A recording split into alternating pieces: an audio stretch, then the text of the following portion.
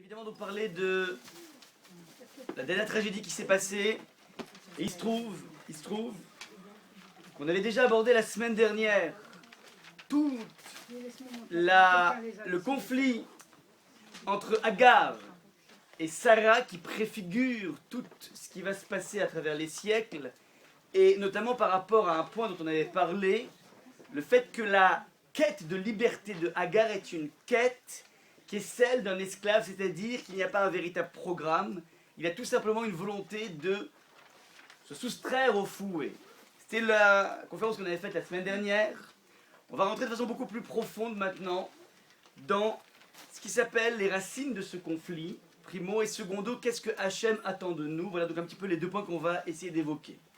Et il se trouve que ça tombe boule, comme on dit, sur la paracha. Plus exactement, regardez ce que je vous ai marqué ici dans le grand 1, la lecture prophétique. Le texte, la dernière, partie de la paracha de la semaine, qui était la paracha de Chaye Sarah, qui a vu à la fois la mort de Sarah, le début de la naissance, de la première progéniture de Sarah, c'est-à-dire Yitzhak qui se marie avec Rivka, et qui va donc emboîter le pas maintenant avec la descendance de Yitzhak. Voilà un petit peu donc comment on passe de la paracha de Chaye Sarah à Toldot, qui elle va nous parler de la descendance, de la progéniture de Yitzhak, avec ses deux fils jumeaux, Yaakov et Esav.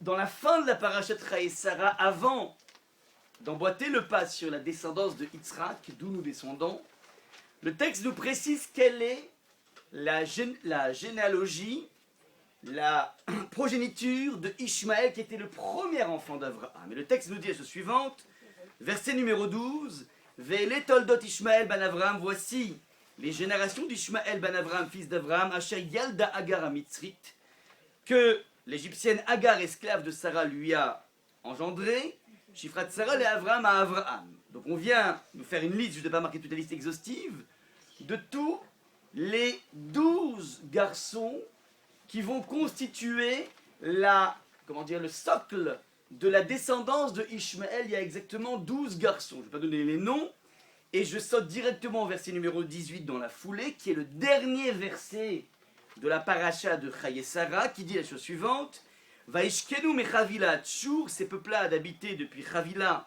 jusqu'à Shur, Asher al pene Mitzraim, en face de l'Égypte, Boacha Ashura, jusque vers Ashur, et faites bien attention, le texte de la Torah nous dit Al pene kol echav nafal, que l'on traduit de façon figurée de la façon suivante, il s'étendit ainsi à la face de tous ses frères. Ça veut dire qu'il va y avoir un phénomène de répansion de la descendance de Ishmaël, sauf que pour parler, donc ils vont résider à la surface de leurs frères.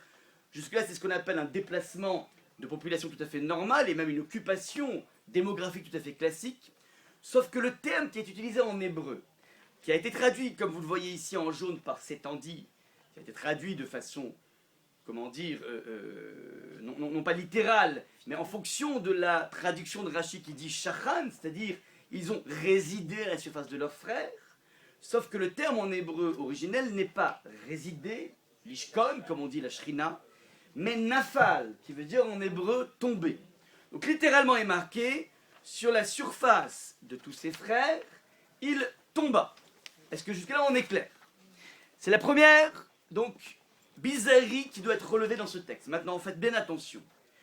Le verset d'après dans le Sefer Torah, bien qu'il soit précédé d'un alinéa, c'est-à-dire, on va à la ligne. Si vous voyez donc un Sefer Torah, vous avez donc le dernier verset de la paracha présente, c'est le verset numéro 18. Il va finir, et ensuite il y a une sorte de saut de ligne, d'alinéa, qui nous permet d'embrayer sur le verset numéro 19, qui est le début de la paracha de Toldot. Et le texte nous dit la chose suivante, Ve'ele Toldot Yitzhak, et voici les générations d'Yitzhak, ben Avraham, fils d'Avraham, Avraham, Olid et Yitzhak. Avraham a engendré Yitzhak, ce sont les premiers mots de la paracha. Maintenant, faites bien attention, vous avez des couleurs ici. Des couleurs qui sont inspirés d'un commentaire du Moyen-Âge. Ce commentaire, c'est un rave qui s'appelle le Baal HaTurim, qui est un rave absolument essentiel dans ce qui s'appelle le monde de la halakha, puisqu'il a été le premier à concocter un code halachique. Donc, au niveau de ses dates de naissance, il est né en 1270 et il est mort en 1340. Donc, on est en plein XIIIe siècle. Et ce grand maître était le fils d'un très grand rave qui s'appelait le rave Asher, c'est-à-dire le Rosh Rabbeinu Asher, qui était un rave qui habitait en Allemagne et qui est un des 3 piliers de la halakha. On a 3 piliers pour pouvoir écrire une halakha. Lorsque le Shulchan Aruch au XVIe siècle est venu se mettre d'accord sur un code commun pour tous les juifs, il y avait des juifs un peu partout, avec plein de, de coutumes et d'us et coutumes, il est venu essayer de cristalliser tout cela, de fédérer tout cela à partir d'un code qui s'appelle le Shulchan Aruch. C'est au XVIe siècle. Il s'appuie essentiellement sur 3 grands décisionnaires. Le premier, c'est le Rosh, Rabbeinu Asher. Le deuxième, c'est le Rambam Maïmonide, tout le monde connaît. Et le troisième, c'est le Rif, Rabbeinu El-Fassi de Fès. C'était les 3 plus grandes sommités historiques au niveau de la halakha. Eh ben, le fils du Rosh, donc parmi ces 3 grands maîtres, le fils du Rosh s'appelle le Baal HaTurim. Il s'appelle donc Rabbi Yaakov ben Asher. Donc, Rabbi Yaakov ben Asher. Lui a écrit donc un livre absolument colossal qui s'étudie encore aujourd'hui en permanence lorsqu'on fait de la halakha, qui est le premier code, article après article, de tout ce que la loi juive doit, comporter. Donc à partir du Talmud, il est venu écrire des articles de loi, siman, c'est-à-dire article après article, et toutes les grands 1, grand 2, grand 3, donc un véritable code de loi. Ça c'est le Baal HaTurim. Il a, à part tout son investissement au niveau halachique, concocté des petites remarques sur la Bible. Donc il a fait aussi des commentaires, des exégèses de la Bible. Et voilà la remarque qu'il nous livre, on est au XIIIe siècle. Il dit la chose suivante. Il y a une juxtaposition de 2 expressions. Alpene kolechav nafal. Si on devait lire le Sefer Torah d'une traite, alors on lirait de la façon suivante. Alpene kolechav nafal. Il est tombé à la phase de tous ses frères, et voici les générations de Yaakov. Vient nous dire le maître. Il tomba ainsi à la face de tous ses frères, ça c'est le premier verset, et on jouxte, et voici les générations d'Isaac. Pour t'enseigner que ce n'est que lorsque, à la fin des temps, Ishmaël tombera, que pourra venir le Messie, qui est un descendant d'Yitzhak. Donc je répète, ce maître du XIIIe siècle nous dit la chose suivante, qu'il y a une sorte de nécessité historique. On ne peut pas, cohabiter. Alors, on va expliquer qu'est-ce qu'on appelle la cohabitation. On ne peut pas être en même temps. Ça veut dire qu'il ne pourra y avoir la venue de la fin des temps qu'à partir du moment où Ishmaël tombera. Que veut dire tomber? On ne sait pas ce que ça veut dire. Ça s'agit. Ça peut être toute forme de possibilité. Ça peut être par exemple que d'un coup, avec les énergies renouvelables, on devient totalement indépendant de tout ce qui s'appelle le pétrole.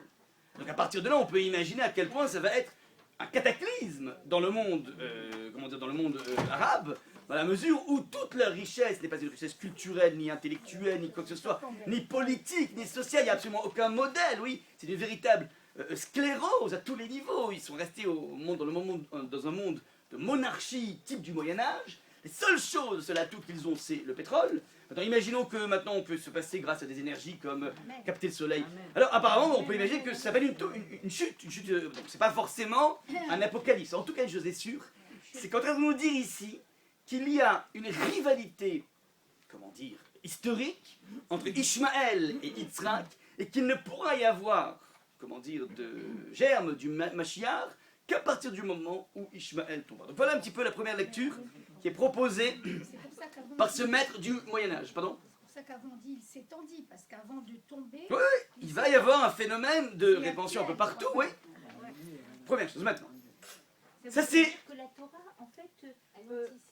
non, c'est pas qu'elle anticipe. En fait, au début, on a séparé, on a mis le verset jusqu'à Nafal et on est passé à un autre verset. Oui, ce sont 2 versets différents. Ravachel, Mais lui propose une lecture, parce que lecture. vous savez que lorsque vous lisez un Sefer Torah, Il n'y a pas de point, il n'y a pas de virgule, il n'y a pas de voyelle. Oui, c'est au kilomètre.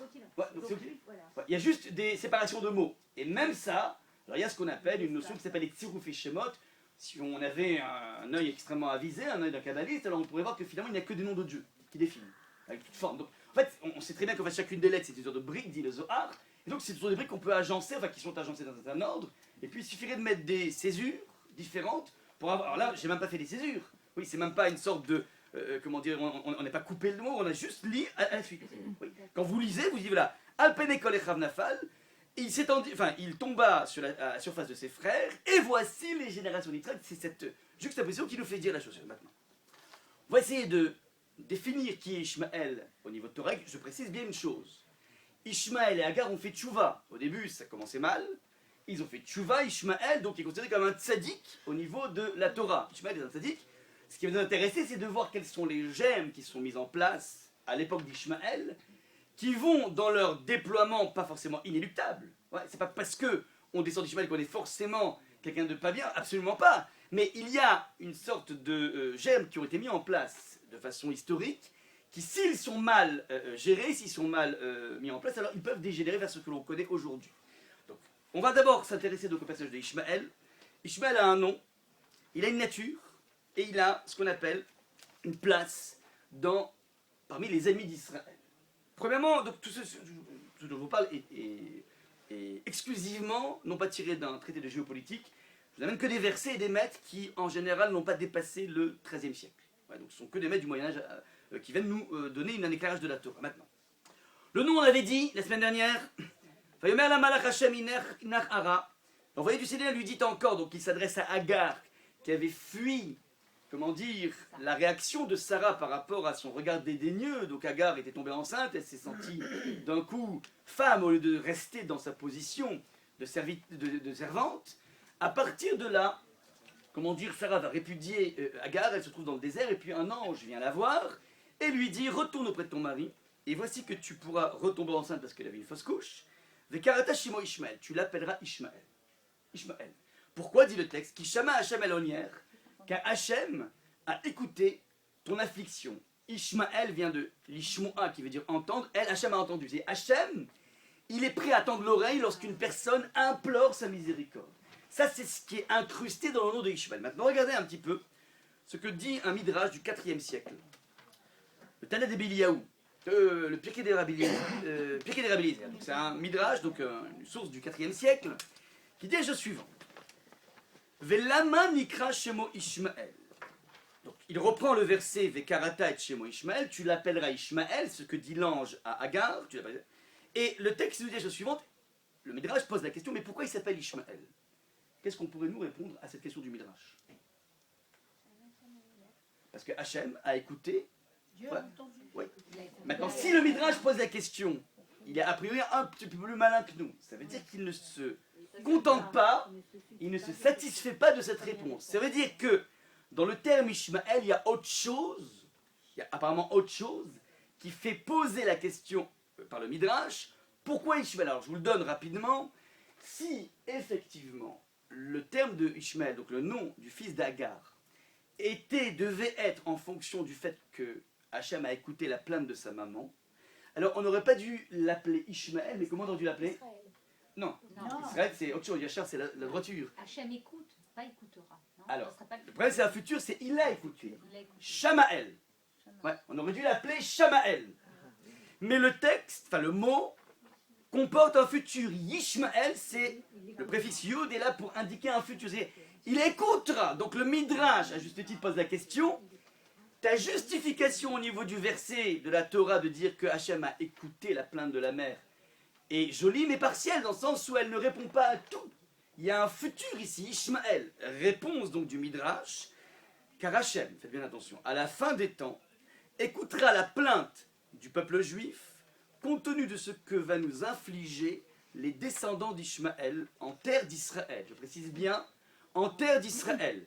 C'est la raison pour laquelle il s'appelle Hachem écoutera. C'est-à-dire que, historiquement, Agar a imploré Hachem et Hachem lui a répondu, mais l'enfant va porter le nom, non pas du fait que c'est Agar qui implore, mais c'est les Juifs qui vont implorer la miséricorde d'Hachem à la fin des temps. On précise sur la terre d'Israël, par rapport à un problème sur la terre d'Israël, ce texte date du IVe siècle. Ouais. À une époque où la terre d'Israël était totalement vide. C'est que la terre d'Israël a été... Alors, il y avait donc à l'époque, c'était à l'époque de l'après-croisade, certes, mais je parle vite de Juifs à partir du 5e siècle jusqu'en 1500, il n'y a pas un Juif sur la terre d'Israël. Pendant 1000 ans, enfin, oui, ça veut dire, il n'y a pas une communauté, il n'y a aucun rayonnement juif à l'intérieur de la terre d'Israël de plus 500 à 1500, à tel point que lorsque le grand maître de la Kabbalah, le Harizal, débarque à Tzfat dans les années au XVIe siècle, en 1500, il arrive dans le nord d'Israël, il doit venir, il arrive devant des tombes de toute notre culture, de tous nos maîtres, de Beth Shammai, de Beth Hillel, de tous les plus grands maîtres de la Mishnah, de tous les plus grands maîtres bibliques. Mais étant donné qu'on n'a eu absolument aucun lien pendant 1000 ans, il faut authentifier les tombes. Vous pouvez mettre sur une stèle, vous pouvez mettre n'importe quel nom, on ne sait pas. Alors lui, avec ses puissances kabbalistiques, il est venu authentifier les tombes du nord d'Israël. Le sud n'est pas authentifié. Ouais. Donc par exemple, il n'est pas évident que David soit enterré là où il y a c'est David. Ouais. Et donc énormément, tout ce qui est dans le sud n'a absolument aucune authentification, étant donné qu'on n'a eu absolument aucune présence pendant 1000 ans sur la terre d'Israël. Donc en tout cas, une chose est sûre, c'est que le texte nous précise ici qu'à la fin des temps, on va tellement souffrir des enfants d'Ishmaël, pas d'Ishmaël, des enfants d'Ishmaël, qu'on va venir implorer à Kadosh Baruch Hu, la Kadosh Baruch Hu va nous écouter à ce moment-là. On est venu d'une certaine façon faire glisser la puissance d'implorer Hachem qui a été initiée par Agar vers nous, vers le peuple juif, par rapport aux descendants de Agar elle-même. Ça c'est donc le nom d'Ishmaël. Petite parenthèse, un deuxième point par rapport au nom d'Ishmaël, lorsque Bilam, Bilam qui est un prophète du même calibre que Moshe Rabbeinu, vient essayer par le biais de son verbe de Chas Shalom maudire le peuple juif. Il va, non pas maudire, mais parler de façon grandiose, avec une poésie absolument magnifique. Une poésie qui est infiniment plus belle que le livre des Teilim, par exemple, au niveau de la qualité des mots qui sont utilisés. Donc on a des strophes entières qui sont dures à traduire dans la façon dont Bilam voit le peuple juif. Alors ça mériterait d'être étudié verset après verset. Alors je vous ai pris un des versets qui dit la chose suivante. Vaïssa Meshalo, il proféra encore son oracle et il dit Oy mi yichye mi sumoel. Malheur, qui pourra vivre quand Dieu... Alors, ils ont traduit quand Dieu n'a pas voulu, c'est pas ça que ça veut dire. Oy mi yichye mi sumoel. Qui pourra survivre au fait que Hachem a apposé son nom. Et faites bien attention, apposer son nom à quoi? Au nom de Ishmaël. Le fait que Ishmaël comporte en lui le nom de Dieu fait que ça donne une certaine forme, dans son déploiement malsain, une forme de destruction absolument terrible. Et donc le Bilam vient dire, oh mi, ça veut dire il a une vision de la fin des temps, il dit, mais qui pourra survivre au fait que le nom de Dieu, mi Sumuel, mi Ishmaël, le nom de Dieu est associé au nom même de Ishmaël. Ça, c'est donc au niveau de son nom. Deuxième chose, quelle est la nature profonde du personnage? On a dans toute l'humanité des personnes qui naissent avec des natures profondes. On peut être plutôt introverti, plutôt extraverti, plutôt égoïste, plutôt généreux. Ce sont des choses que l'on hérite depuis sa naissance. On hérite, ça veut dire on a, pas forcément par héritage, mais en tout cas c'est une sorte de stock de traits de caractère qu'il va falloir, par le biais de la vie, apprendre à corriger, à canaliser. Ouais, c'est ça l'enjeu de tout un chacun.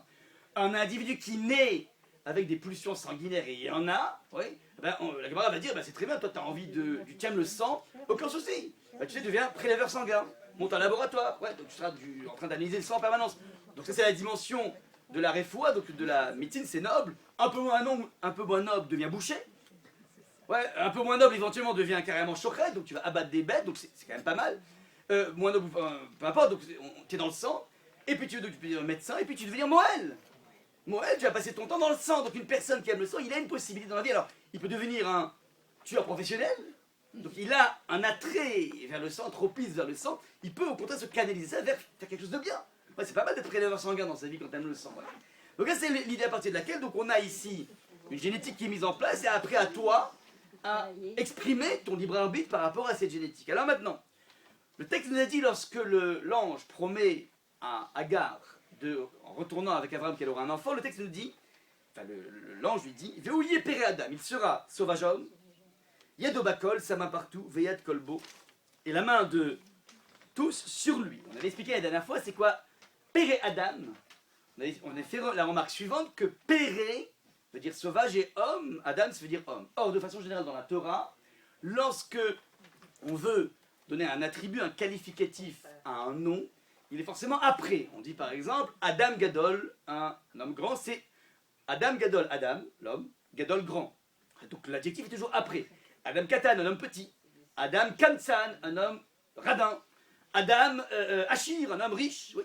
Là, on a une inversion. C'est pas Adam Gadol, on aurait pu faire avoir Adam Péré, un homme sauvage. Mais là est marqué sauvage homme. Et les maîtres nous disent la chose suivante, qu'il a un monde pulsionnel tellement déployé qu'il est avant tout sauvage. Et on va expliquer qu'est-ce qu'on appelle par sauvage, dont on voit aujourd'hui le déploiement absolument terrible dans cette ignominie indescriptible. Mais quelle est la dimension, quelle est la division de la sauvagerie? Ça veut dire qu'il a une tendance, on avait expliqué la dernière fois, à vivre dans un monde sans limite. Nos limites. Qui va se retrouver, comment dire, dans le faste par exemple. Le faste. Le faste, ouais. C'est-à-dire qu'il n'y a pas de limite. Il y a des... Dans la relation avec la femme, eh ben, on crée des harems. C'est-à-dire qu'il n'y a pas de limite. Lorsqu'il y a un plaisir, eh ben, il n'y a pas de limite par rapport à ça. Il peut y avoir beaucoup de déploiements. Mais une chose est sûre, c'est qu'à la base, il y a un monde sans limite, nos limites. Ça, c'est le premier point. Yad Bakol, dit Rashi, traduit Rashi, c'est en 1040-1105, dit listim. Brigand. Il pique. Voilà. S'approprie. Ce qui n'est pas à eux. C'est le même problème. Ça veut dire, il existe des frontières naturelles et culturelles qui ont été mises en place. C'est ma propriété, c'est ta propriété. Enfin, on dépasse les frontières. On avait expliqué la dernière fois d'ailleurs que cette soif incroyable de sa maman d'avoir une liberté qui est celle, qui est le mirage de l'esclave, c'est-à-dire, ça me suffit juste de sortir de prison, même si j'ai aucun programme dans ma vie. Elle, étant donné qu'elle n'a pas de programme, donc elle est condamnée à rester servante, mais on lui promet que par le biais de son fils, elle pourra tout simplement réaliser le rêve qu'elle a pas vécu, c'est-à-dire lui, il sera sans frontières, sans aucune limite, sans aucun cadre. Et c'est ça, on avait dit qu'il a fait craquer, il s'est dit, mais au moins mon fils pourra réaliser ce que j'ai jamais pu réaliser dans ma vie. Il y a de la Veyad Kolbo, maintenant. Ça, c'est la nature, profonde de Ishmaël, qui va, encore une fois, il va réussir à rédimer, puisqu'à la fin de sa vie, il fait tchouva, et Agar va se remarier avec Abraham. Ça veut dire qu'il y a, oui, une possibilité, à partir de ce stock de traits de caractère, de pouvoir avancer dans la vie. Ouais. Au même titre que, par exemple, Esav aurait pu, dans sa vie, finalement, être quelqu'un de bien. Et on verra, c'est pour certainement comment il a arrêté le coche, pourquoi il a arrêté le coche. Mais finalement, quelqu'un va prendre la place de Esav, c'est Yosef. Avec les mêmes facultés, il va aller plus loin que Esav. Bref, il n'y a aucun déterminisme, aucun mektoub. Chacun hérite de certains traits de caractère qu'il va essayer de gérer. Maintenant, ça c'est au niveau donc de sa nature profonde, l'obsession de la liberté. Troisième point, sa place parmi les ennemis d'Israël. Ici un verset que tout le monde connaît. Le deuxième verset de la Torah, personne ne peut l'oublier. Le premier c'est Bereshit bara Elokim et Hashem v'haaretz. Ce commencement, Dieu créa le ciel et la terre. V'haaretz hayta tohu vavohu v'chosher al pnei tehom, et la terre était tohu bohu. Que tohu bohu? Tohu bohu. Tohu bohu. V'chosher, obscurité, al pnei tehom, sur la surface de l'abîme. Relisons ce verset. Donc ce verset c'est juste avant Vayomer Hashem et Yor, que la lumière soit. C'était avant qu'Akadosh Baruch Hu impulse l'énergie de création.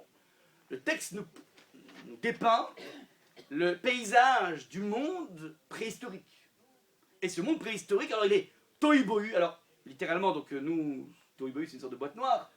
On dirait, sans dessus-dessous, voilà, comme une chambre qui n'a pas été rangée. Ouais. Alors Rashi va affiner les choses. Tohu, ça veut dire c'est l'étonnement, bohu du vide. Il était étonnant de vide. Il n'y a tellement rien que tu en as le vertige. C'est le vertige du vide.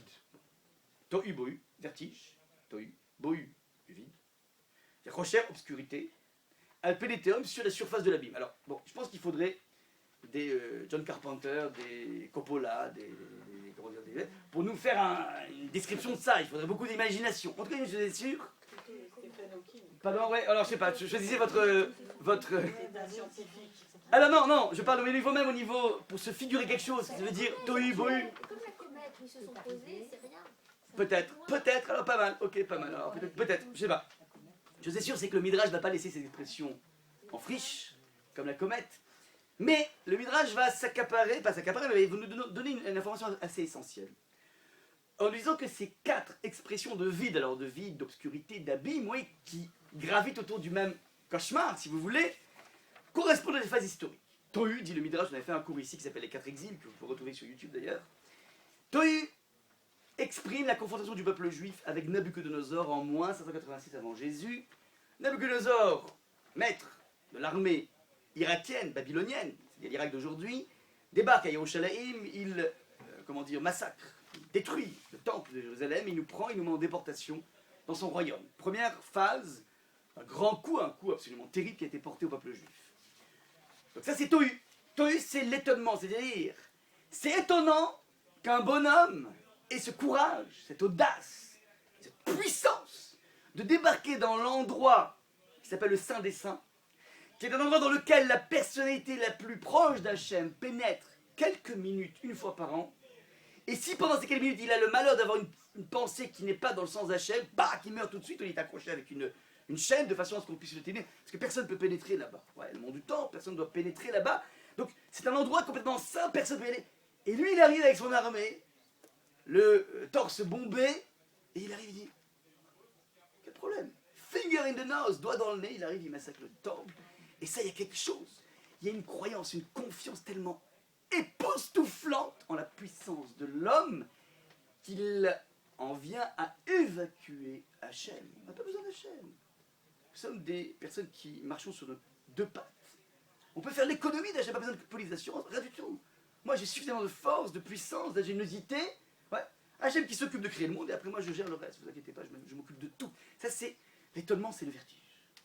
Vertige. Deuxième phase, 68 ans après. On va voir cette fameuse confrontation avec la première solution finale de l'histoire, tentative de solution finale, avec Achashverosh et Haman, qui veulent donc tout simplement, nettoyer le monde de juifs. Judenrein, la première Judenrein, c'est Achashverosh et Haman. 68 ans. Pras ou Madaï Pars. Madaï, la Perse, c'est l'Iran actuel. Ouais, c'est devenu l'Iran. Maintenant, c'est 68 ans exactement après, bah, au Hachem, grâce à Esther, grâce à Mordechai, grâce aux filotes des Juifs, on va sortir vainqueur, et 2 ans après, on pourra remonter en Israël et construire le deuxième temple. Donc l'exil a duré 70 ans, de moins 586 à moins 516. Ça c'est premier exil. Mais on a eu une deuxième confrontation qui s'appelle confrontation avec quoi? Tohu, donc première c'est l'étonnement, le vertige. Bon, on avait expliqué, c'était le vide. Pourquoi on appelle ça le vide? Achashverosh et Haman, vous savez pourquoi c'est vide? Parce que le contexte de la Megillah de Esther commence avec un monde qu'on propose au monde entier et encore plus aux Juifs, un monde dans lequel laisse-toi aller à tous tes délires, à tous tes plaisirs, à tes aventures les plus exotiques, et ça, c'est ce qu'on appelle un mode de vie dans lequel tu pourras t'épanouir. Un carpe diem qui frise vers les pourceaux d'Épicure, c'est exactement le monde qui nous est offert à l'époque de Esther et de Mordechai, dans lequel, mais qu'est-ce que tu te prends la tête, toi, juif, avec tes lois de cacheroute, et on va saler une viande, ouais, et avec tes lois de pureté familiale, avec cette frustration terrible, mais comment vous faites, pas possible. Mais la vie est tellement courte. Mais profitez, on aura tout le temps de se reposer quand on mourra. Faut profiter de la vie. C'est un slogan qui vient à confronter le juif vers une question, mais peut-être qu'ils ont raison. C'est intriguant, ils ont l'air tellement heureux, ces personnes qui viennent être porteurs de messages du style, l'infidélité conjugale, mais profitez, allons-y, allons-y. Peut-être, ouais. C'est une interrogation qui se pose, c'est une confrontation. Troisième moment, on est cette fois-ci en Israël, on est avec le temple et arrive d'un coup le monde idéologique de la Grèce qui a proposé une sorte de match en disant vous parlez, vous les juifs, d'être la source de la sagesse, vous amenez une sagesse qui est infiniment plus brillante que votre Talmud, que vos prophéties, que toute votre façon d'investir dans vos relations avec Hachem. Regardez un petit peu la philosophie, regardez un petit peu les mathématiques, regardez un petit peu la physique. Oh, quelle brillance! Qu'est-ce que c'est fantastique! Quelle façon rationnelle d'aborder le monde, et donc, fondamentalement, dans le match, qui est plus chacham? C'est-à-dire, quelle est la chokhma? Et c'est une question qui est posée par le Ramban Nachmanide, qui pose la question, et c'est un texte qu'il faudrait étudier, ce Ramban, magnifique, qui pose la question, mais en fin de compte, quelle est la chokhma la plus brillante? l'algèbre, la géométrie, la physique, ou bien le Talmud? Il pose cette question, il a le courage de poser la question, il va démontrer, il va expliquer, donc il y a tout un cours à faire là-dessus pour voir dans quelle mesure il y a une suprématie de la chokhma juive, non pas parce que c'est nul à côté, mais c'est parce qu'il y a quelque chose qui est un enjeu beaucoup plus puissant qui se trouve dans la sagesse du Talmud. Donc ça c'est, si vous voulez, une nouvelle confrontation. C'est plus des personnes qui veulent nous détruire en nous disant mais écoute, arrête de servir Hachem, ce qu'il faut c'est croire en l'homme et pas en Dieu. Premier slogan. Deuxième slogan, ouais, arrête de te laisser, comment dire, dans ce carcan des mitzvot, mais enlève tout et laisse-toi carpe diem, profite de la vie. Deuxième confrontation. Troisième confrontation, c'est une confrontation beaucoup plus subtile. Non, regardez dans vos mitzvot, mais vous voyez que vous êtes totalement ringard. C'est ringard ce que vous faites. Ça manque de raffinement, ça manque de brillance. Ça a l'air tellement vétuste, vos ouvrages. Regardez un petit peu avec tous nos manuels, ouais, avec votre manuel contre spirituel, ouais. Ben, on a l'air beaucoup plus brillant. Et donc il faudra essayer de tenir le confrontation avec Aristote. Et c'est pas simple. Rambam dit que Aristote est l'homme le plus intelligent que l'humanité ait jamais porté. Donc on a en face de nous un ring intéressant. C'est plus des pourceaux d'Épicure ou des personnes qui ont un moi tellement surdimensionné qu'ils sont capables de se faire une statue à 50 mètres de eux. Un montgolfière, un Arbulazar avait une montgolfière devant laquelle tout le monde se prosternait. Non, on a quelque chose, un débat intéressant, ouais, extrêmement fertile, ouais, duquel va naître d'ailleurs tout le principe de la marloquette. La divergence d'opinion dans une Gemara est née du contact avec le monde grec, c'est-à-dire on est rentré dans une lecture dialectique des mitzvot qui vont nous permettre d'essayer de réfléchir à des choses. Donc il y a quelque chose à attraper dans cette confrontation. Dernière confrontation, c'est Rome. Donc c'est là, la Grèce, c'est en moins 100, moins 200 avant Jésus. Rome, plus 70, Titus arrive, rebelote, prend le temple, il détruit le temple, et il prend les Juifs déportation dans le royaume de Rome. C'est le dernier exil d'après les maîtres, et ce qui correspond donc au théum à l'abîme. Maintenant, petite parenthèse, on a dit Tohu, c'est l'étonnement par rapport, vertige par rapport à une personne qui aura un moi tellement surdimensionné qu'il en exclut Hachem. Premier point. Deuxième point, Vohu, c'est le vide. Vide parce que finalement, j'ai oublié de le dire, d'ailleurs, cette recherche d'exotisme permanent se cache fondamentalement une absence de véritable jouissance. Parce que fondamentalement, si les personnes passent leur vie à essayer d'attraper les plaisirs un peu partout, c'est révélateur qu'ils sont en permanence en mode de frustration. Parce qu'une fois que tu as goûté, tu devrais être rassasié. Pourquoi finalement tu es toujours en train de chercher de nouvelles frontières, des nouveaux délires? C'est révélateur que fondamentalement tu n'as pas réussi à trouver ton véritable épanouissement. Et donc c'est pour ça que c'est vide. C'est ça le principe du vide, le vide, parce que finalement, tu ne récoltes que le néant. Tu t'es laissé emporter par des fantasmes qui ne te ramènent qu'à une certaine forme de réalité qui s'appelle, mais finalement, je suis l'otage de mes fantasmes. Troisième point, le rocher. Vous appelez ça la brillance, on va appeler ça nous le rocher, l'obscurité. On va essayer de voir comment. C'est pas un axiome, on va démontrer que ce que vous appelez le monde de la brillance n'est qu'un monde qui est pâle par rapport au nôtre. Non pas qu'il n'y a pas de brillance, mais il y a quelque chose d'infiniment plus brillant dans, l'étude de la parole divine. Troisième point, théum, c'est l'abîme. L'abîme, disent les commentateurs la plupart, c'est ce qu'on hérite aujourd'hui dans le monde occidental, dans les confessions dans le monde occidental, c'est un méli-mélo de toutes les tendances. Ouais. Quand tu es juif, où que tu sois dans le monde, ouais, tu es soit, attiré par un courant qui s'appelle, crois tellement en toi que tu peux faire l'économie d'Hachem. Dieu est mort. Dieu est mort. Et donc, on ne compte que sur l'homme, et donc, on va accoucher éventuellement une sorte d'humanisme, tout ce qu'on veut, mais on peut faire l'économie d'Hachem. Ça, c'est une idéologie qui est extrêmement forte, et dans lequel tu vas amasser, un empire immobilier, un empire financier, un empire de relations qui fait que je peux vivre sans Hachem. Même si je dis très souvent Baruch Hachem, hein, mais au fond de moi, en fin de compte, c'est mon ingéniosité, mes relations, ce que j'ai pu accumuler. Ça, c'est ce que l'on peut voir, donc c'est l'héritage de Nabucodonosor. Deuxième point, Bohu, le vide. Pas besoin de faire un dessin à quel point aujourd'hui on est enlisé dans une mare obscure, ouais, d'une non-compréhension de ce qui s'appelle le plaisir. Ouais. Une absence de compréhension de ce qui s'appelle la véritable jouissance. Ça, c'est le monde dans lequel on est de façon très forte. Rocher, obscurité, effectivement, toutes les formes d'ismes qui sont venues, jalonner le XXe siècle, et que ce soit le nationalisme, que ce soit le socialisme, que le national-socialisme, que le libéralisme, tous ces ismes comportent en eux une idéologie géniale qui serait censée amener du bonheur et du plaisir, une vie bien meilleure pour les humanité. On s'est rendu compte à quel point chacun des ismes c'est seulement fracassé, il ne reste plus que maintenant que le pragmatisme, oui, parce qu'il ne reste plus que essayer d'agérer quotidien, oui. Mais donc il y a eu en permanence, vous savez que le communisme, des séismes, ouais. Vous savez à quel point le communisme est venu happer des juifs qui étaient dans les yeshivot, avec une croyance que finalement, Lénine arrive, c'est un jour de Shabbat, je prends le Sefer Torah et je sors l'accueillir, même si je n'ai pas le droit de porter. Mais c'est le Mashiach. Je vous parle d'histoire vraie et pas de romance. Les gens sortaient de la Yeshiva avec un Sefer Torah pour accueillir Lénine, c'est le Mashiach. On ne se rend pas compte à quel point les idéologies ont été porteuses d'un espoir incroyable. Ça c'est maintenant. Aujourd'hui, on a tous les courants qui sont mêlés dans un minimum, qui fait qu'un juif doit, tôt ou tard, essayer de trouver son identité, goûter à son identité pour résister maintenant. Si le texte du Midrash nous dit que c'est intimement lié au deuxième verset, ça veut dire pas que le Midrash a prévu, puisque le Midrash est écrit ultérieurement et en plus 400, donc ce serait piper les dés que de dire ça, mais tout simplement nous dire qu'il y a une confrontation historique nécessaire.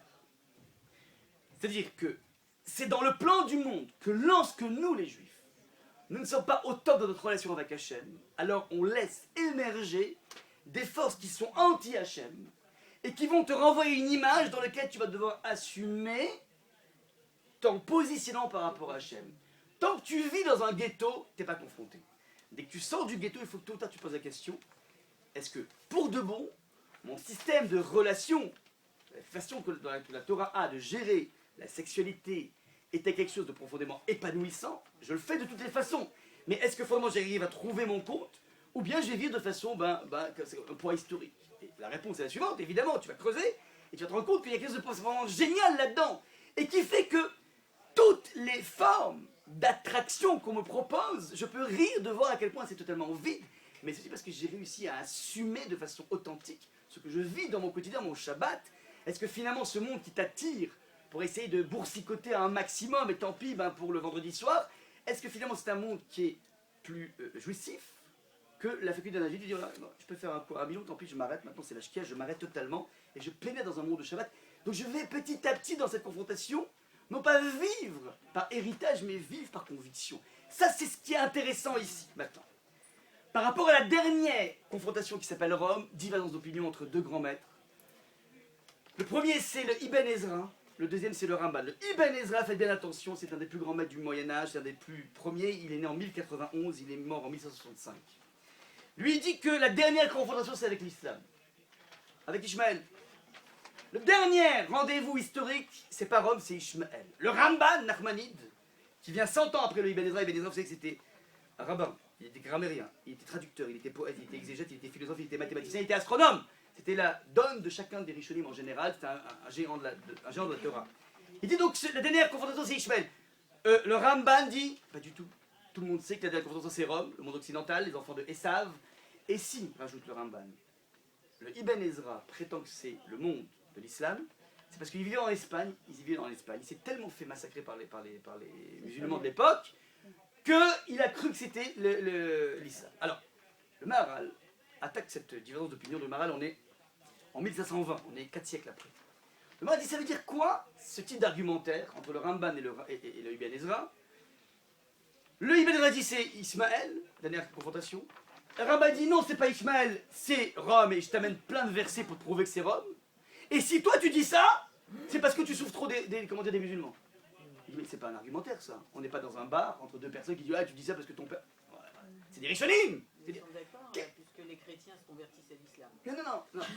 Non, mais le monde On occidental... arrive à la même histoire. On a le monde occidental. Non, mais pas la chrétienté. Non, mais aujourd'hui on les a mis Non, c'est les abrutis qui se convertissent. On n'a pas un mouvement de masse de la chrétienté qui va se passer. Mais elle disparaît. Disparaît pas la chrétienté. Maintenant. Esav est encore très présent. Ishmael est encore très présent maintenant. On a donc excusez-moi. On a donc un... On a donc ici une divergence d'opinion entre deux grands maîtres du Moyen-Âge qui va être résolue par le Maharal de Prague qui dit, en substance, je vous ai traduit ici dans le Ner Mitzvah, le Maharal va dire la chose suivante. Le problème de fond est le suivant. On a eu 4 confrontations historiques qui sont donc Nabuchodonosor, la Grèce, Prasumadaï, la Grèce et ainsi Rome, qui sont indéniables, mais qui est une confrontation qui dit le Maharal, qui est due, en fait, ils sont nés de notre absence de grandeur. Ils héritent la grandeur parce que nous, on l'a pas. Par opposition à Ishmaël, dit le Maharal de Prague, qui lui n'a pas besoin de notre petitesse pour grandir, il a une grandeur en tant que tel, et ceci pour 2 raisons. La première des raisons, c'est qu'il a le nom de Dieu avec lui. Deuxième des raisons, c'est qu'il a fait là, donc il a une relation de monothéisme total avec Akadosh Baruch Hu. Deuxième raison, il a fait comme nous la Brit Mila, sauf avec beaucoup plus de difficultés.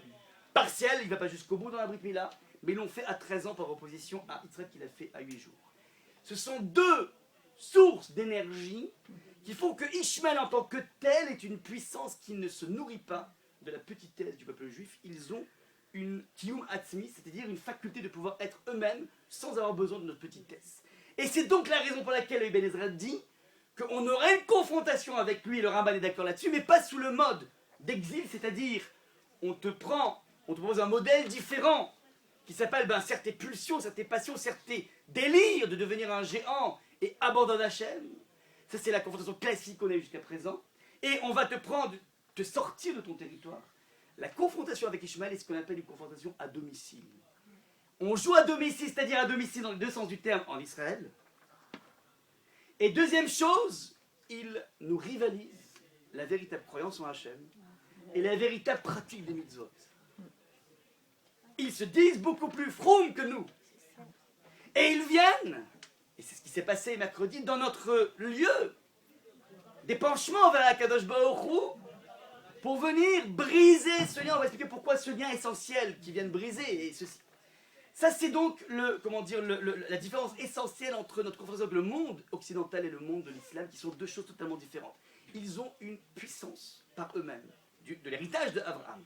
D'ailleurs, le Maral fait la remarque suivante, il existe des Nessim, des princes, 12 princes dans Ishmaël, 12 enfants de Yaakov, on voit ici un parallélisme, et ce sont des princes, un prince a une force par lui-même. Par opposition à Alouf et Esav, Alouf en hébreu, c'est un commandant, mais c'est traduit comme ça, mais Alouf, je veux dire Elef. Elef, c'est le nombre le plus grand, c'est le Google de l'époque, c'est-à-dire c'est le nombre le plus grand qui existe et après on multiplie les 1000 pour arriver à 1 million. C'est-à-dire que c'est le monde de la dispersion. Le monde de Ishmaël était un monde de la réunion, parce qu'ils ont un Dieu unique. Le monde de Esav, c'est un monde de la dispersion, il n'y a pas de Dieu, Dieu est mort. Voilà. Ça c'est les différences fondamentales. Maintenant, pour comprendre ce qui se passe aujourd'hui dans tous les délires, au nom de Dieu, au nom de Allah, tout ce qui se passe aujourd'hui, allez sur Rashi qui est complètement incroyable. Au moment où Abraham reçoit des anges, il ne sait pas que c'est des anges, je pense que ce sont des simples passants. Alors il précise à ces passants, rentrez chez moi, lavez-vous les pieds et vous pourrez vous reposer. Demande des commentateurs, mais c'est quoi cette hospitalité? Pourquoi il est tellement besoin de leur dire lavez-vous les pieds? Si c'est juste une bienséance, on n'a pas besoin de le dire. Et si le texte de la Torah le dit, c'est que c'est important. Alors, qu'est-ce qu'on veut ici? Dit Rashi, comme il pensait avoir affaire à des Arabes, adorateurs de la poussière de leurs pieds, il a pris garde à ne pas introduire d'objets d'idolâtrie dans sa maison. Je répète, attention. La raison pour laquelle il demande de se laver les pieds, non pas parce qu'il faut être hygiénique, tout simplement, dit le texte, parce que, étant donné que ce sont des Arabes qui se prosternent à la poussière de leurs pieds, d'un coup la poussière devient objet de culte, comme on pourrait se prosterner devant un Krishna ou je ne sais quoi, et bien la poussière devient, et comme elle devient objet de culte, donc ça s'appelle des ferments d'Avodazara, donc il ne peut pas faire pénétrer ça à la maison, donc vous voulez les pieds comme ça on enlève la poussière. Question évidente. Mais voilà, qui sont les Arabes, et quelle est cette forme d'idolâtrie de se prosterner sur la poussière de la terre? L'idolâtrie, c'est la lune, le soleil, le Budapest, je ne sais pas quoi, quelque chose, une forme. C'est-à-dire qu'on se prosterner sur la forme. Je suis obligé d'aller vite, donc je ne peux pas. Qu'est-ce que vous ne comprenez pas, sinon je suis obligé d'avancer. Regardez. Comment dit la chose suivante? Quand est-ce qu'il y a de la poussière dans la vie? Alors nous, on marche sur des dalles en marbre. Non. Dans la vie. Il y a de la poussière, imaginez les visages du Far West, western. Lorsqu'on marche, lorsqu'il n'y a pas de dalles et de marbre, alors on marche, quand tu marches, ça fait de la poussière. Ils se prosternent c'est-à-dire, toute action qu'ils font est un objet de prosternation. C'est-à-dire, lorsque j'agis dans la vie, ça fait de la poussière, un nuage de poussière autour de moi, et c'est devant ce nuage de poussière que je me prosterne. C'est-à-dire que il existe chez Ishmaël une connaissance et une croyance très claire que Hachem existe. Il existe en même temps, Péré Adam, il a aussi une pulsion énorme. Comment je gère dans la vie à la fois mon respect d'Hachem et le respect de mes pulsions? Deux solutions. Soit j'ai la solution occidentale qui s'appelle Hachem n'existe pas, donc je fais ce que je veux. Il n'y a plus de limite. Deuxième solution, la solution de Ishmaël, j'ai une pulsion, mais je crois en Hachem, je justifie ma pulsion en disant que c'est Hachem qui l'a voulu. Ishmaël, il est présent. Je justifie ma pulsion en disant que c'est Hachem qui veut, c'est Allah qui veut. C'est-à-dire, c'est plus qu'une légalisation, c'est beaucoup plus, ça veut dire. Un occidental qui va se laisser aller à lui-même en disant Dieu est mort, il va de façon locale gérer ce qu'il a envie. Il a envie de l'argent, il va le piquer. Il a envie d'une femme, il la pique. Ouais. Mais il ne fait pas ça de façon religieuse. Donc c'est limité. Ishmaël, si je dis que c'est une mitzvah, c'est-à-dire tout ce que je fais, c'est Hachem. Hachem est présent partout, quoi que je fasse, c'est Hachem. Mais si c'est Hachem, donc allons-y, allons-y. Et c'est gratifiant. Allons-y, c'est gratifiant, c'est-à-dire que plus je vais dans le sens de ma pulsion, mais comme c'est Hachem qui veut ça, mais tout, donc, puisque Hachem, allons-y, allons-y. Donc on a ici d'un coup, de façon intrinsèque, le coefficient démultiplicateur délirant qui peut amener, s'il n'est pas jugulé, à toute la barbarie auquel on assiste aujourd'hui. Au nom de Dieu, au nom de Dieu, vous comprenez le mécanisme ici, il se prosterne à la poussière de la paix, c'est-à-dire, quoi que je fasse, c'est Hachem. C'est pas que c'est une idolâtrie comme Bouddha, pas du tout. C'est quoi que je fasse, c'est Dieu qui vous lit. D'ailleurs, le Maktoub est très présent. Et bon, bah, écoute, c'est comme ça. Ouais. Un écrasement total de la responsabilité humaine. Mais ça, c'est inhérent, si vous voulez, à la définition même de ces, entre guillemets, Aravim qui se prosternent à la poussière de leurs pieds, comme le dit Rashi 1040-1105. Ouais, je n'ai pas amené des sources de géopolitique aujourd'hui. Je n'ai pas regardé un traité de Sciences Po. Je vous amène ce qui est marqué juste dans la Torah avec une lecture tout simplement un petit peu pertinente. Ça, c'est le point maintenant. On a dit quelles sont les solutions par rapport à ce qui se trame maintenant. Alors évidemment, je ne vais pas parler de politique ni de géopolitique, c'est une évidence. Je vais juste marquer ce qui est marqué de façon très forte dans la Torah. On a dit qu'ils ont deux avantages, leur émouna, parfois. Deuxième chose, c'est leur Brit Mila. Sauf que la Brit Mila est incomplète, ils ne vont pas jusqu'au bout. Tenez ici ce que dit le Ramban, c'est quoi la Brit Mila? Lorsque Hachem annonce la Brit Mila de faire la Brit Mila à Abraham, il lui dit Vayomer elav, ani akel shakai. Soit intègre. C'est quoi l'intégrité, dit le Ramban, qu'il imprime dans son cœur que seul Hachem détient le pouvoir. Du début jusqu'à la fin, il est le seul à faire et à annuler. Sous-entendu, je vais, dans le lieu de la pulsion par excellence, essayer de contracter une alliance avec Akadosh Baruch Hu dès l'âge de 8 jours, de façon à montrer que rien n'échappe dans ma vie, même dans ma vie émotionnelle, avec ma relation avec Hachem. Je ne prends pas comme socle ma pulsion qui va devenir Hachem, mais je suis capable de prendre la pulsion la plus grande qui peut exister au niveau d'un individu, c'est-à-dire la dimension sexuelle, et je suis capable de la mettre dans un service avec Hachem en disant voilà, je rentre en fonction de le monde du plaisir ultime et lui assujetti à la direction qui est donnée par Hachem et non pas l'inverse. C'est la première dimension et c'est la raison pour laquelle nous on va jusqu'au bout dans la Brit Mila. C'est le premier point. Deuxième point, au niveau de la Emouna. Regardez comment c'est absolument magnifique les pas de nos avos, de nos patriarches, comment ils préfigurent une histoire incroyable. Abraham, comment dire, l'ange est venu voir la fameuse Agar et il l'a trouvée donc dans la source d'eau. Et une fois qu'on lui annonce qu'elle aura un enfant, elle va remercier Hachem. Et elle proclama ainsi le nom de l'Éternel qui lui avait parlé. Tu es un Dieu visible, car j'ai vu même après avoir vu. Elle dit. C'est incroyable, je ne pensais pas voir Hachem dans le désert. Et je vois dans le désert. J'étais habitué à voir Hachem chez Abraham.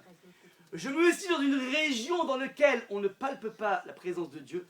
Eh bien, c'est incroyable. Il est même là-bas dans le désert. Ça, c'est la prise de conscience de l'omnipotence d'Hachem par Agar. Et c'est cette faculté que vont hériter ses descendants d'aller dévoiler Allah, là où on pense qu'il n'est pas. Donc toute la dimension prosélyte du monde de l'islam est marquée ici. Il est même là, Agar, regardez comment elle exprime ici sa surprise. Pouvais-je penser que même ici dans le désert, je verrais des anges de Dieu, après en avoir vu dans la maison d'Abraham, où j'avais l'habitude de voir les anges, c'est-à-dire que je sois dans le Beth Amikdash et que je vois Hachem, c'est normal, mais que je puisse le voir là-bas dans un désert où il n'y a rien, ça c'est incroyable. Et donc, il y a un phénomène de, comment dire, c'est-à-dire qu'elle va répondre, elle répond. Ça c'est le point. Maintenant, Alken Kara la BR, l'endroit s'appelle BR Lechaoui, c'est pourquoi on appelle cette source la source du vivant qui me voit, c'est-à-dire que Hachem me voit là où je ne pensais pas le voir. Ça, c'est la dimension de la Emouna typiquement de Ishmaël et de Agar. Maintenant, elle va juste après avoir un enfant qui s'appelle Ishmaël. Maintenant, regardez ce qui est marqué sur Yitzhak. Veyitzhak ma mibo be'er lechaoui, la fin de la paracha de la semaine. Lui, il vient de ce fameux puits, de la vision de mon vivant. Donc c'est un puits qui a été appelé par sa belle-mère, Agar. Et il part de là, Ve'u Yoshev Be'eretz HaNegev, il se trouvait dans le Negev. Vayetse, il sort de là, il sort de ce puits. La soir Bassadé pour aller parler avec Hachem. Pour aller parler avec Hachem, on apprend ici qu'il est venu au crépuscule, donc c'était au moment du crépuscule, il est venu instituer la Tfila de Mincha. Ça veut dire que Yitzhak est en train de te dire, il y a un dépassement de la Emouna de Ishmaël, qui est une Emouna qui est basée, sur une prise de conscience que quand ça va mal, ben Hachem est là. Et qui est déjà un premier point. Premier point, c'est déjà pas mal, de pouvoir implorer Hachem lorsque ça va mal, et donc de dire même dans le pire des soucis, Hachem est là. T'es pas condamné. Ça, c'est la dimension de Ishmaël, de Hagar, qui va imprimer chez Ishmaël. Maintenant, Yitzhak va dépasser.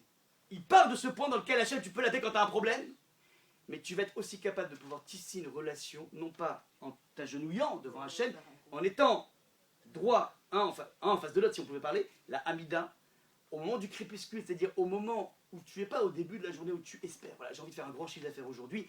Hachem, je t'en prie, aide-moi. On est déjà dans la fin, la clôture, presque l'arrivée de la nuit, dans lequel tu es capable d'avoir une beaucoup plus grande maturité dans ta relation avec Hachem. C'est plus une sorte d'individu qui supplie Hachem, c'est un individu qui a une maturité qui va dire voilà, maintenant Hachem, j'engrange mes profits d'aujourd'hui et je viens te dire merci à Kadosh Baruch Hu, c'est magnifique ce qui s'est passé. Je suis capable d'avoir une relation beaucoup plus adulte avec Hachem. Ça, c'est le dépassement que propose Yitzhak, qui fait que ce n'est pas simplement que j'observe Hachem là où je ne croyais pas qu'il serait, mais on peut observer Hachem à travers moi. Donc ce n'est plus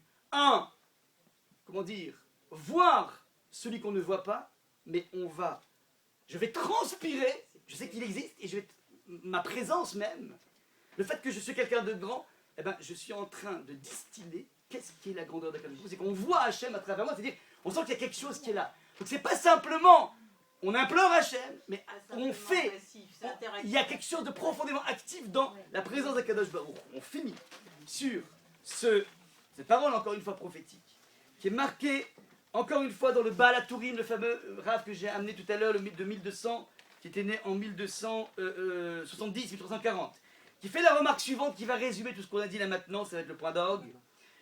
À la fin de la vie de Moshe, il va quitter son peuple, et il dit la chose suivante dans la paracha de Vayeler, car je sais qu'après ma mort, vous irez dégénérant, et que vous dévirez du chemin que je vous ai prescrit. Mais vous appellerez à vous le malheur à la fin des temps, pour avoir fait ce que déplaît au Seigneur. Donc Moshe nous dit que, étant donné qu'on s'est mal comporté, on va appeler Karata, vous allez appeler Etrem vers vous le mal. Vous allez amener le mal vers vous pour l'avoir offensé par l'œuvre de vos mains. Maintenant, le Baal HaTurim fait remarquer que l'expression Vekarata, vous appellerez, donc vous amènerez à vous si vous voulez, se retrouve qu'il y a 4 occurrences dans tout le canon biblique. La première, c'est celle qu'on a vue Vekarata Shemo Ishmael. Tu l'appelleras Ishmael. La deuxième, c'est dans celle-là, Vekarata et Tramara. Tu appelleras, alors c'est pas, tu appelleras vers toi le mal, mais c'est le même terme, Vekarata. La troisième, Vekarata et Shemo Immanuel. Tu l'appelleras Immanuel. On parle ici dans Yeshayahu d'une personne qu'on va appeler Immanuel. Et la quatrième, Vekarata Yeshua Chomotaïr. Tu appelleras tes murs salut, ce sera le début de la Géoula. Ces 4 karatas en question ont un fil d'Ariane qui les lie.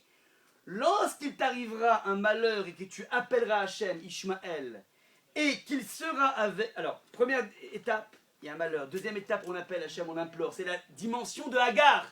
Il s'appelle Ishmael parce que nous, on va appeler Hachem, Hachem va nous répondre. Mais ce n'est pas suffisant d'appeler Hachem. Et il sera avec nous, Immanuel, il est avec nous. Ça veut dire, on est des personnes qui irradient la présence d'Akadosh Baruch Hu sur terre. C'est ça le but du judaïsme. Avec nous, en te repentant à ce moment-là, tu appelleras tes murs salut. C'est-à-dire que une fois qu'on sera passé par cette phase d'implorer Hachem, première dimension de Emouna, deuxième volet de Emouna, être capable de pouvoir vivre et sentir que fondamentalement, je rayonne la présence d'Akadosh Baruch Hu, et ceci dans mon train-train quotidien. Parce que fondamentalement, Hachem, j'y pense le plus possible et j'essaie d'être le plus dans une dynamique de progrès. Une personne qui prend sur lui d'essayer d'avancer petit à petit est en train tout simplement de faire pénétrer Hachem à l'intérieur de son panorama et non pas d'utiliser Hachem au service de ses pulsions. Ça, c'est exactement la différence essentielle qui va nous, comment dire, qui va marquer la ligne de démarcation essentielle et surtout notre réaction essentielle. Être capable de pouvoir agir sur ces deux dimensions. On joue à domicile par rapport à la Brit Mila, c'est-à-dire ta relation au monde charnel dans toutes ses formes.